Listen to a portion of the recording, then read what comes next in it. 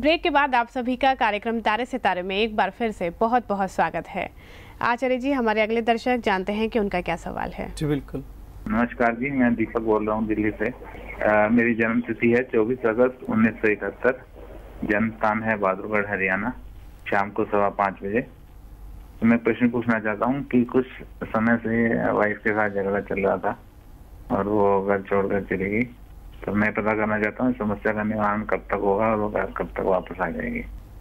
आचार्य जी, दीपक जी का सवाल है कि इनके वैवाहिक जीवन में कुछ परेशानियां चल रही हैं, उसके लिए क्या उपाय कर सकते हैं।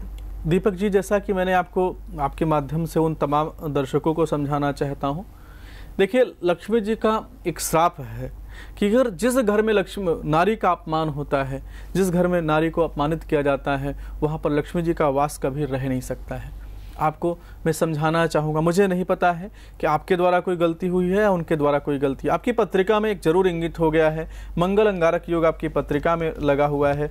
राहु जी की पूरी दृष्टि आपके 7वें भाव पर जा रही है और केतु महाराज जी वहाँ पर विराजमान है।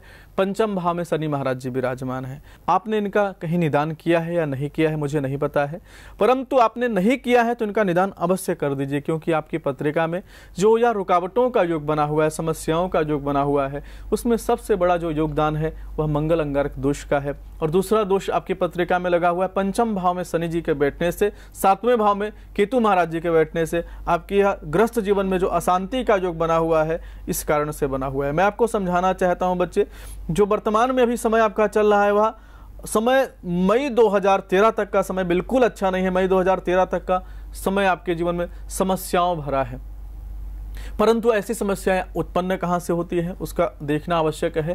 क्रोध के साथ उत्पन्न होती है। क्रोध के कारण जीवन में अशांति का योग बन जाता है। अंगारक दोष आपकी पत्रिका में लगा हुआ है बच्चे, तो कोई ना कोई ऐसी समस्या, कोई ना कोई ऐसी बात आपके द्वारा हो गई है जिसके कारण आपकी पत्नी का क्रोधित होना, आपसे दूर जाना इस पत्रिका से संकेत मिलता है। मैं आपको समझाना चाहता हूँ, सबसे पहले अपने मैं को त्याग करके अपनी पत्नी से जाकर मिलें।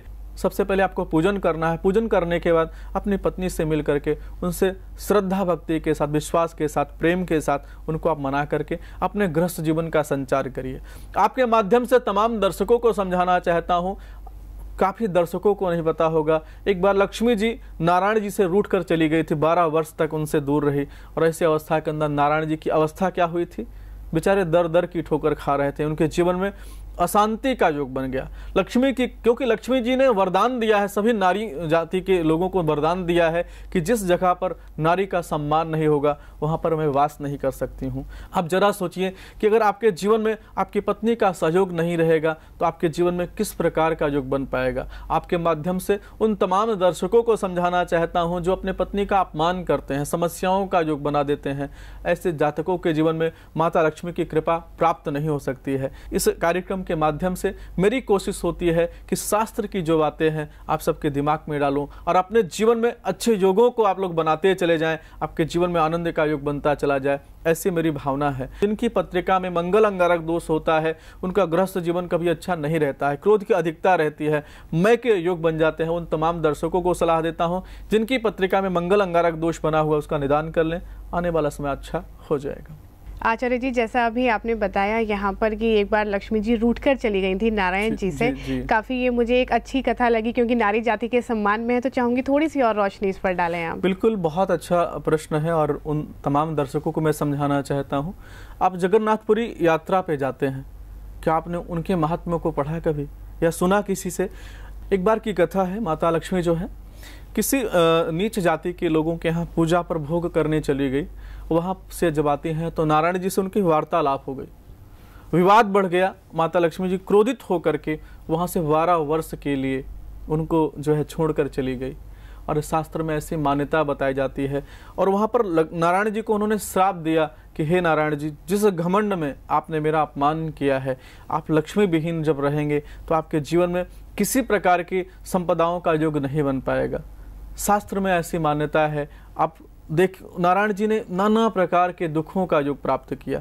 उनके जीवन में जब लक्ष्मी अभाव योग बना तो उन्होंने क्या देखा कि उनके जीवन में अधम से अधम योग होते चले गए। और बाद में सबसे लास्ट में जाकर के जो मय का योग था, नारायण जी जाकर एक नीच जाति की कन्या के यहाँ भोजन करते हैं। लक्ष्मी जी प्रसन्न होकर के 12 वर्ष के बाद नारायण जी के साथ में जाती हैं। आप तमाम दर्शकों को मैं समझाना चाहता हूँ मेरे भाई बहन, कथा बहुत बड़ी है, लेकिन उस कथा का जो संक्षेप में मैंने आपके विवेचन किया कि जब लक्ष्मी जी नारायण से कुपित होकर के चली जाती है और वहां पर उन्होंने संपूर्ण नारी जाति को वरदान दिया कि जिस प्रकार से मेरा अपमान होने पर नारायण जी दुखों को प्राप्त किए हैं। मैं तमाम दर्शकों को भी समझाना चाहता हूँ, मेरा उद्देश्य क्या है, आपके जीवन में सत्य का योग बनाना। जब आपका गृह का प्रवेश होता है मेरे भाई बहन, जो नई वधू आती है तो उसको आगे क्यों रखा जाता है? आपने कभी किसी ने सोचा क्या, या किसी आचार्य ने बताया क्या कि उसको आगे क्यों रखा जाता है? ऐसी मान्यता होती है कि वह लक्ष्मी स्वरूप, कहते हैं ना, हिरण भरणाम हरिण सुवर्ण रजतस्रजाम, उसके स्वागत में द्वार पर बंदरबार लगाए जाते हैं, घर को सजाया जाता है, वहाँ पर स्वास्तिक बनाया जाता है, और वहाँ पर ऐसी मान्यता है कि चावल आदि का, क्योंकि लक्ष्मी जी को चावल बहुत प्रिय है, एक कलश के अंदर चावल भरा जाता है, और ऐसी मान्यता है कि हे माँ लक्ष्मी, ऐसा प्रभाव अपना जीवन में दिखाइए कि इस घर में धन धान्य का योग बन जाए। चावल के लोटे को क्यों गिराया जाता है मेरे भाई बहन? कभी किसी ने सोचा क्या? शास्त्रों में ऐसी मान्यता है कि जो बड़े बुजुर्गों की ऐसी परंपरा है कि उनकी मान्यता है कि अगर यह चावल हमारे पूरे जीवन में आनंद का योग बना दे, हमारे जीवन में धन धान्य का योग बना दे। और बोलते हैं, लोग कहते हैं ना कि भैया जब से मेरी बहू का पैर मेरे घर में पड़ा है तब से हमारे जीवन में धन धान्य का योग बन गया है, हमारे जीवन में अच्छी सुखों का योग बन गया है। आप सब तमाम दर्शकों को समझाना चाहता हूँ, और उन नारियों को मैं समझाना चाहता हूँ, उन बहनों को समझाना चाहता हूँ, जब आपका पति आपको छोड़ देता है तो आपको पीड़ा नहीं लेना चाहिए, क्योंकि आपके छोड़ने के बाद उसकी दशा खराब होने वाली है। जब उसके जीवन में लक्ष्मी जी कुपित होती हैं तब ऐसा जो कर्म होता है ना वह व्यक्ति करता है। जब माता लक्ष्मी जी की कृपा उसके जीवन से हटने वाली है तो समझिएगा सबसे बड़ा जो प्रभाव जाएगा कहाँ पर जाता है, वो नारी पर जाता है। क्योंकि जब उस नारी का अपमान करता है तो लक्ष्मी जी की कृपा उसके जीवन से समाप्त होती चली जाती है। फिर उसके व्यवसाय में रुकावटों का योग बन जाता है, उसकी नौकरी में रुकावटों का योग बन जाता है, अशांति का योग बन जाता है, मनुष्य मय के कारण देख नहीं पाता है। हम तमाम दर्शकों को समझाना चाहते हैं मेरे भाई बहन, आज के बाद अपनी पत्नी का सम्मान करना है, नारी जाति का सम्मान करना है, माता का सम्मान करना है। ऐसा अगर आप करते हैं तो लक्ष्मी जी की कृपा आपके जीवन में सदैव बनी रहेगी। जरा सोचिए, भगवान शिव ने माता सती का अपमान किया क्या? सती को समझाते रहे कि आप मुझे छोड़कर मत जाइए, लेकिन जब सती जी के जाने के बाद आप पूरा शिव पुराण उठा के देखिए मेरे भाई बहन, जब माता सती जी भगवान शिव के जीवन से जाती है तो भगवान शिव क्या हो जाते हैं? पागल हो जाते हैं। उनको ज्ञान ही नहीं रहता कि मैं भगवान शिव हूँ। तो मैं आप सब तमाम दर्शकों को समझाना चाहता हूँ, जब भगवान की दशा ऐसी हो सकती है तो जरा सोचिए आपके जीवन से, आपकी पत्नी के दूर जाने से आपके जीवन में क्या बुरा प्रभाव पड़ सकता है, आपके जीवन की दशा क्या हो सकती है।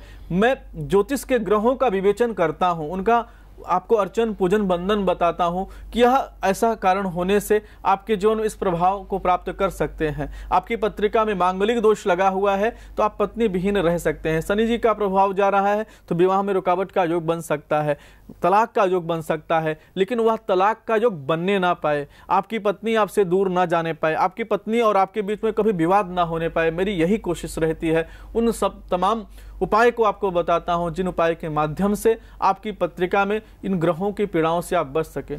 छोटे छोटे प्रसंगों को, छोटे छोटे उदाहरणों को दे करके आपके मन के जो बुरे विचार हैं उसको परिवर्तित करना चाहता हूं, और वह परिवर्तित हो जाते हैं तो आपके जीवन में धन धान्य का योग बनेगा, आपके जीवन में अच्छे सुखों का संचार योग बनता चला जाएगा, बड़े से बड़े दुख आपके जीवन से समाप्त होते चले जाएंगे। श्रद्धा भक्ति के साथ अपनी पत्नी का सम्मान करें, उनके सम्मान में ही आपका सम्मान है। ऐसी भावना अगर अपने हृदय के अंदर आप ले लेते हैं तो आपके जीवन में आनंद का योग बन जाएगा। जी बिल्कुल आचार्य जी, और इसी के साथ ही कार्यक्रम को विराम देना चाहूँगी। बहुत बहुत शुक्रिया आपका हमारे सभी दर्शकों की समस्याओं को सुलझाने के लिए। जी आपका भी। दर्शकों, जैसा कि आचार्य जी ने बताया कि अगर आप चाहते हैं कि आपके जीवन में माता लक्ष्मी का प्रभाव हमेशा बना रहे तो अपने वैवाहिक जीवन को आप हमेशा खुशहाल रखिए। इसी के साथ आज के लिए हमारे कार्यक्रम में बस इतना ही। मुझे दीजिए आज्ञा। नमस्कार।